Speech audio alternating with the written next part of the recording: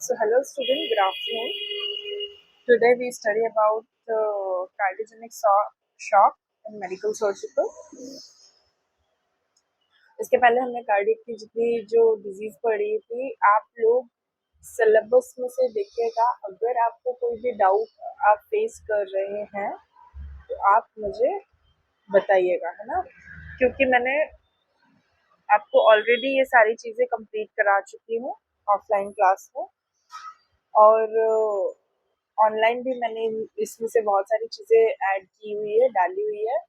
So you can go and check the video there, और कोई भी डाउट है regarding to this you can ask. Okay, so let's get start. Today we study about cardiogenic shock. आज हम cardiogenic shock पढ़ेंगे। तो cardiogenic shock में हम क्या पढ़ने वाले हैं? Cardiogenic shock occur when there is a failure of the pump action of the heart, resulting in reduced cardiac output and impaired supply of blood to the organ, to the body. This leads to acute hypoperfusion and hypoxia of tissue and organ, despite the presence of an adequate intravascular volume. Cardiogenic shock can be defined as the presence of the following. So in cardiogenic shock में क्या हो रहा है? यहाँ पे जो shock है वो पंप एक्शन करने में फेल हो रहा है, ठीक है, मतलब हार्ट का पंप करने में। अब देखिए, जैसे कि यहाँ पर ये हार्ट है, ठीक है, ये हार्ट है, तो आप देख सकते हैं दिस इज योर हार्ट, ठीक है। अब ये कार्डियोजेनिक शॉक है, ठीक है। अब ये कार्डियोजेनिक शॉक जो है वो क्या कर रहा है? आपको हार्ट का काम क्या होता है? पंप करना, ठीक है। हार्ट का काम होता है पंप करना, ठीक है। अब ये कार्डियोजेनिक शॉक में जो कि वो ब्लड को पंप, ये जो है ये क्या है? ब्लड है, ठीक है। अब ये जो है ये ब्लड को पंप नहीं कर पा रहा है, राइट। ये ब्लड को पंप नहीं कर पा रहा है, तो ये कार्डियोजेनिक शॉक में क्या हो रहा है? देखो, यहाँ से यहाँ ब्लड आ रहा है, तो यहाँ पे sympathetic over activity leads to vasoconstriction in order to maintain BP. यहाँ पे वेसल्स का कॉन्ट्रैक्शन हो रहा है, ठीक है। वेसल्स क्या हो रही है? कॉन्ट्रैक्टाइल हो रही है। तो उसमें, और ये क्यों कर रहा है? ये ताकि बीपी जो है वो क्या हो जाए? मेंटेन हो जाए, ठीक है। यहाँ पे बीपी जो है वो मेंटेन हो जाए, ठीक है। फिर यहाँ पे तो अगर आप अपन देखेंगे तो यहाँ पे क्या हो रहा है? यहाँ पे क्या हो रहा है? फिर यहाँ पे अगर देखते हैं तो यहाँ पे जो despite normal high BP organ poorly profuse due to reduction of blood flow, यहाँ पे ब्लड का रिडक्शन हो रहा है। यहाँ पे दिख रहा है आपको? यहाँ पे ब्लड का क्या हो रहा है? यहाँ पे ब्लड का रिडक्शन हो रहा है, ठीक है। Reduction in blood flow, blood में, जैसे कि सपोज ये है वेसल्स, ये वेसल्स का ल्यूमेन है, ठीक है। तो अब इसमें ब्लड का फ्लो हो रहा है, ठीक है, ये बहुत सारा ब्लड है, ठीक है। वहीं पे जब यहाँ पे कॉन्ट्रैक्टाइल हो रहा है तो ये एक और वेसल्स है ना। तो यहाँ पे क्या है? ब्लड का फ्लो बहुत ही धीरे धीरे हो रहा है, तो ये बाकी अदर ऑर्गन्स तक नहीं पहुंच पा रहा है ना। तो उसकी वजह से इस कंडीशन में क्या हो रहा है? बीपी का नॉर्मल बीपी मेंटेन नहीं हो पा रहा है, या बीपी नॉर्मल मेंटेन नहीं हो पा रहा है। तो उस कंडीशन में यहाँ पे हाई वेनस प्रेशर, अब ऑब्वियस सी बात है, जब यहाँ पे बीपी नॉर्मल नहीं हो पाएगा तो प्रेशर किस पे पड़ेगा? वेन्स पे पड़ेगा, ऑब्वियसली यहाँ पे हाई वेनस प्रेशर पड़ेगा,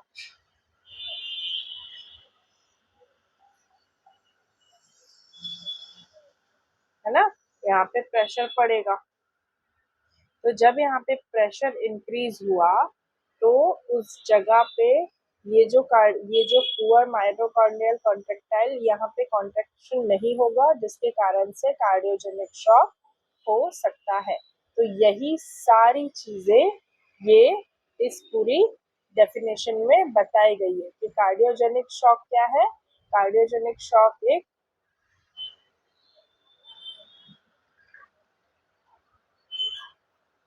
कार्डियोजेनिक शॉक क्या है? Cardiogenic shock occur where here the failure of the pump. Heart क्या है? जब पंपिंग करने में फेल हो जाता है तब। ठीक है। सस्टेन हाइपोटेंशन में कितना सिस्टोलिक ब्लड प्रेशर रहता है? 90 mm of Hg for more than 30 minutes। And tissue hypo perfusion में होता है कोल्ड पेरिफेरल्स और ओलिगोरिया, है ना, लेजर देन ml 1 hour और बोथ। अब यहाँ पे आते हैं कार्डियोजेनिक शॉक के बारे में। मोस्टली और commonly cardiogenic shock mostly commonly occur as a complication of acute myocardial infarction. It occurs in 7% of patients with ST segment elevation of myocardial infarction and 3% with non-ST segment elevation of myocardial infarction. It is a medical emergency requiring immediate resuscitation। यहाँ पे क्या हो रहा है? Cardiogenic shock हो रहा है। ठीक है। फिर मोस्ट कॉमनली क्या हो रहा है यहाँ पे? मोस्ट कॉमनली यहाँ पे क्या हो रहा है? इट अकर कॉम्प्लिकेशन क्या करता है? एक्यूट मायोकार्डियल इंफेक्शन करता है। मैंने कल आपको मायोकार्डियल इंफेक्शन बताया था। अब यहाँ पे क्या हो रहा है? एक्यूट मायोकार्डियल इंफेक्शन हो रहा है। ओके। तो इस सेगमेंट में क्या हो रहा है? It occurs in 7% of patients with ST segment elevation, myocardial infarction, and 3% with non-ST segment elevation। ठीक है। यहाँ पे इमरजेंसी रिक्वायर्ड नीडेड है, इमीडिएटली रिसक्सिटेशन कराता है। ठीक है। The next is what is, अब यहाँ पे क्या हो रहा है? देखो, आपको ये पूरा पिक्चर समझ में आया। अब इसके कॉजेस पे आते हैं। तो कॉजेस पे क्या है? The shock occur whenever the heart is unable to pump as much blood as the body needs. The most common cause are serious heart complication. यहाँ पे कॉज क्या हो रहा है? Shock occur whenever the heart is unable to pump. यहाँ पे क्या हो रहा है कि जब हार्ट अनेबल, मतलब इसका कॉज क्या है? जब भी हार्ट जो है पंप नहीं कर पाता है, उसी टाइम पे ब्लड बॉडी के नीड में रहता है और वो कॉमन कॉज बन जाता है एक सीरियस हार्ट कॉम्प्लिकेशन का। ठीक है। एक सीरियस हार्ट कॉम्प्लिकेशन का। ठीक है। समझ में आ रहा है आप लोगों को? नेक्स्ट हम बात करते हैं यहाँ पे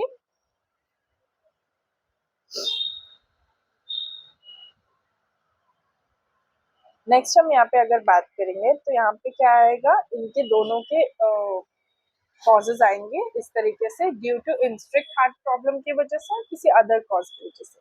तो इंस्ट्रिक्ट हार्ट प्रॉब्लम में क्या आएगा? मायोकार्डियल इंफ्रैक्शन आएगा, MI। ठीक है। Myocardial infraction. फिर यहाँ पे मायोकार्डियल क्या है?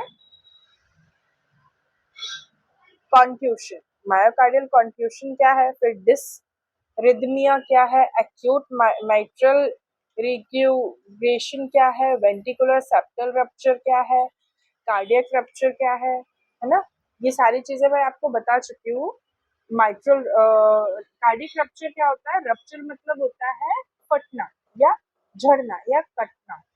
ठीक है। तो यहाँ पे कार्डियक डिसरिथमियाज हो रहा है, कार्डियोमोनोपैथी हो रही है, मायोकार्डाइटिस हो रहा है, या फिर एंडोकार्डाइटिस हो रहा है, या फिर सीवियर वॉल्वुलर हार्ट डिजीज हो सकती है। ठीक है। तो these are all are come under the instant heart problem। Due to other causes acute pulmonary embolism हो रहा है, पेरिकार्डियल टैम्पोनेट हो रहा है, सीवियर कंस्ट्रक्टिव पेरिकार्डाइटिस हो सकता है, टेंशन ऑफ न्यूमोथोरैक्स हो सकता है। न्यूमोथोरैक्स पे टेंशन, टेंशन मतलब होता है प्रेशर पड़ना, right.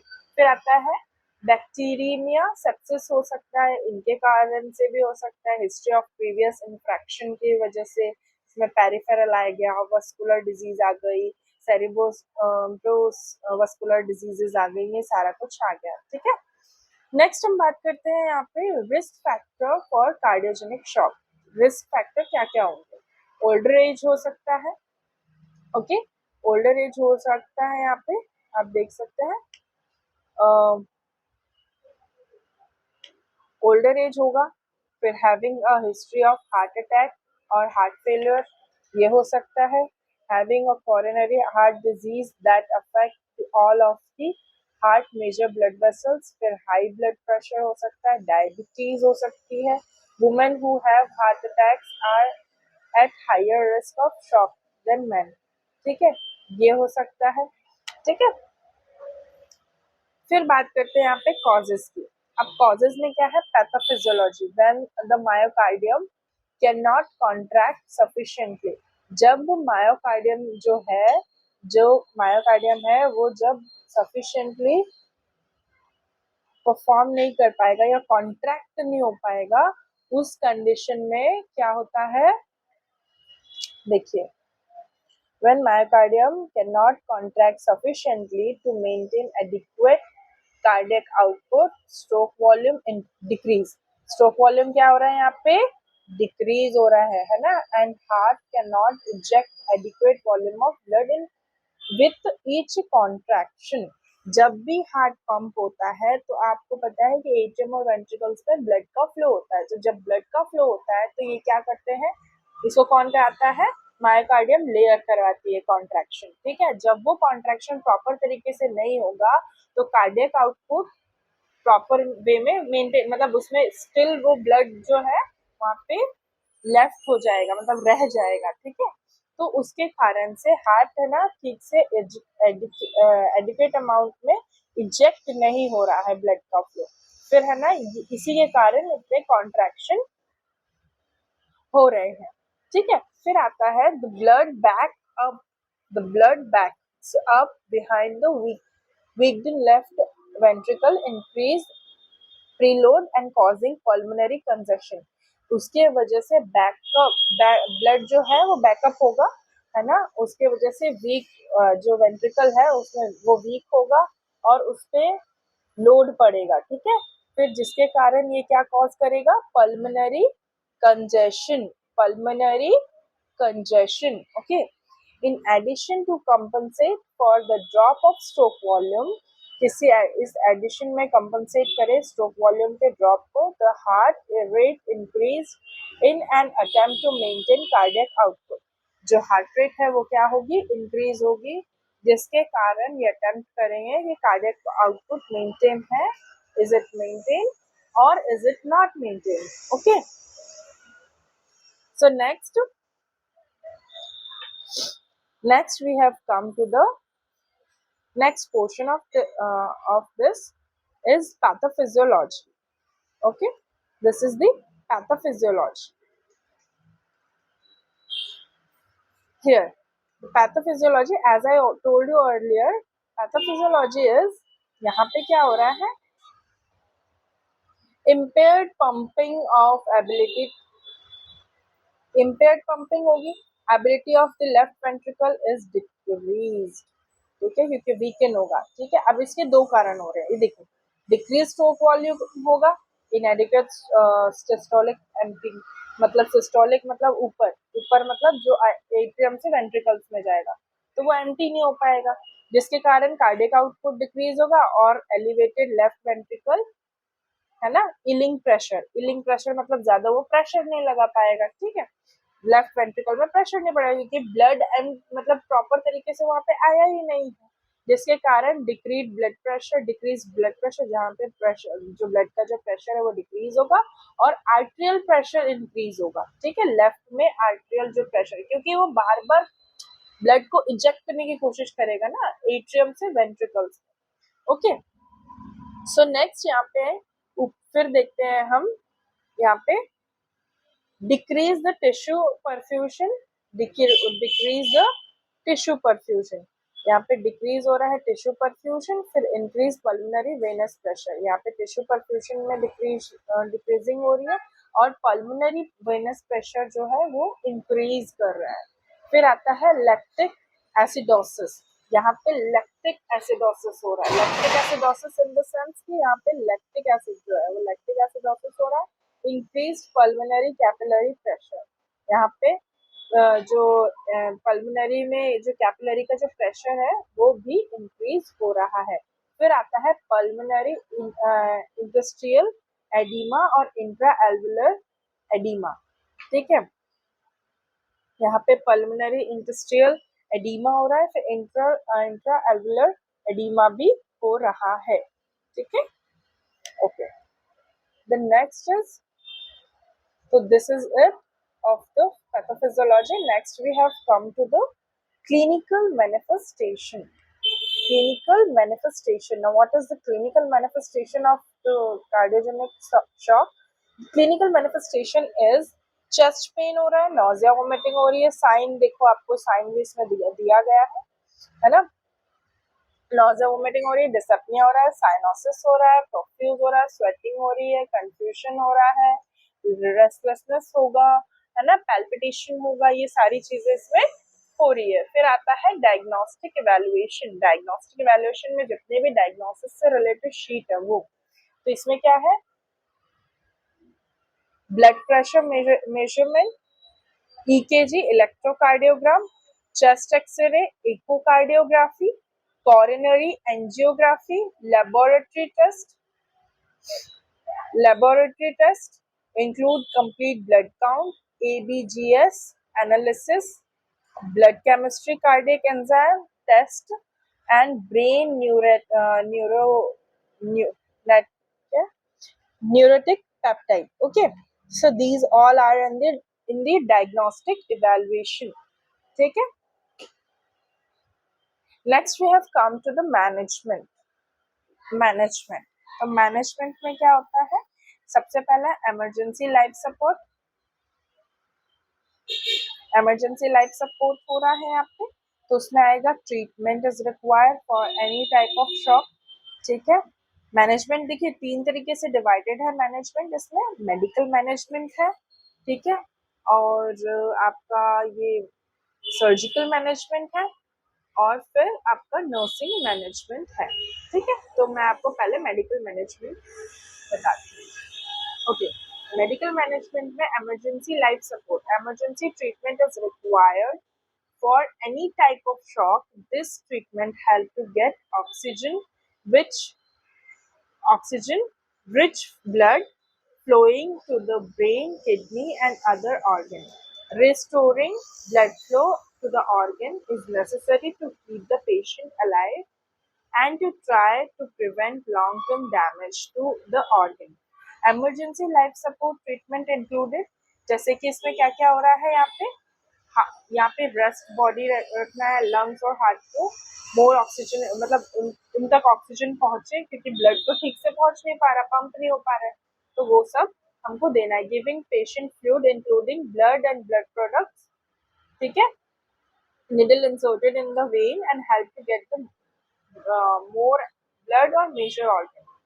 When the arrhythmia in serious urgent treatment may be needed to restore normal heart rhythm is happen। मतलब जो भी है, डिफेब्रिलेटर दो, फिर कार्डियोवर्जन दो, इम्प्लांटिंग और टेम्पोररी पेस मेकर दो, ये सारी चीजें दे सकते हैं। फिर बात करते हैं हम यहाँ पे मेडिसिन।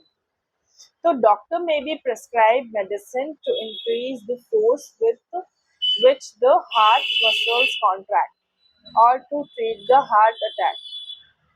यहाँ पे डॉक्टर को कौन से शॉक ट्रीटमेंट की मेडिसिन देनी है, कौन कौन सी देनी है, हेपेरिन देनी है, डॉक्सीजन दे रही है, वेसोडाइलेटर्स, डायूरेटिक, डोपामिन और डोबाटामाइन और इपिनेफ्रिन एंड न्यूरोपिनेफ्रिन, ये सारी मेडिसिन हमको प्रोवाइड करते हैं। ठीक है, उसके बाद मेडिकल डिवाइसेस जो इसमें यूज होंगे वो इंट्रा एर्टिक बलून पंप यूज होगा और एंजियोप्लास्टी और सेंट्स भी डल सकते हैं।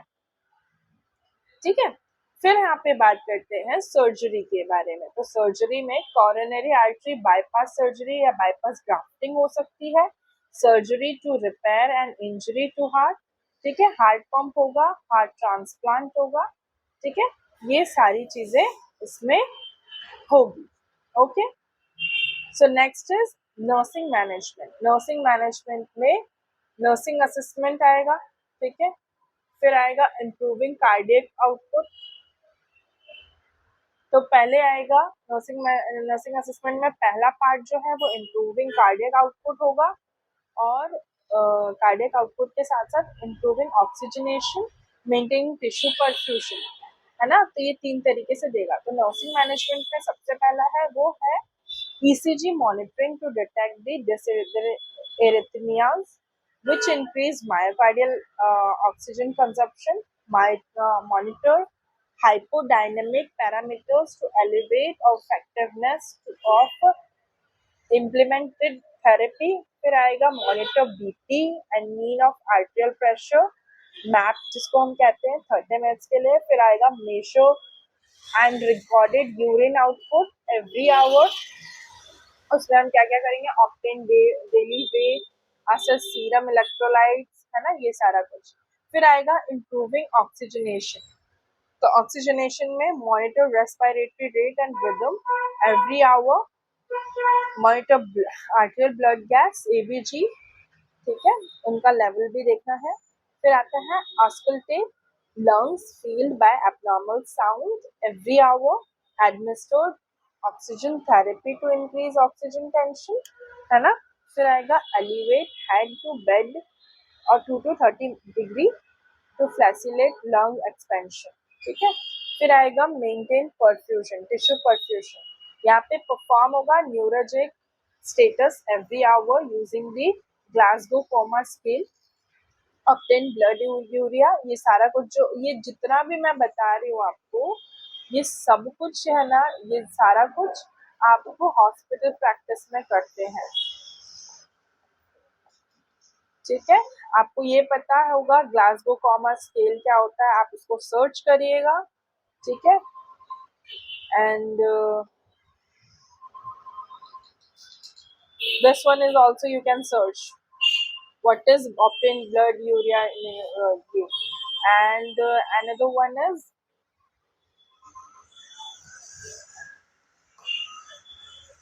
another one, and the another thing is this auscultation, oxygen, ABG monitoring, arterial blood gas, okay, ये arterial blood gas ये देखना रहता है, ठीक है। तो these all should be checked in। आपको जहाँ पे भी यूट्यूब पे देखना है यूट्यूब पे देखें, या फिर आपको गूगल पे देखना गूगल पे देखें, और आपको प्रैक्टिकल लाइव रिकॉर्ड भी इसका मिलेगा, ठीक है। तो you should check in the YouTube, ठीक है, कैसे करते हैं, क्या होता है। If you have any doubt related to this, तो आपको जो ये जो डेमोन्स्ट्रेशन आपने, अगर कोई भी डाउट होगा कि ये कैसे होगा सर, तो आप मुझसे पूछ सकते हैं, ठीक है। So that's all for today's. कल हम नेक्स्ट टॉपिक इसका कवर करेंगे, दैट इज आर्टरल डिसऑर्डर। और मैं आपको फिर एक सिलेबस आप लोग भी चेक करिएगा, सिलेबस में से भी बताना है कि कितना चीजें हो गई और कितना चीजें हमारी लेफ्ट है ना। क्योंकि ये जो है कार्डियक वाली जो डिजीजेज हैं, ये बहुत ज्यादा लेंदी टॉपिक है, ये यूनिट जो है ना। तो मुझे आप लोगों को पूरा एक्सप्लेन करना है सारा कुछ। So thank you class. If you have any doubt regarding this video, do let me know in the comment section or as well as in the WhatsApp group. So thank you.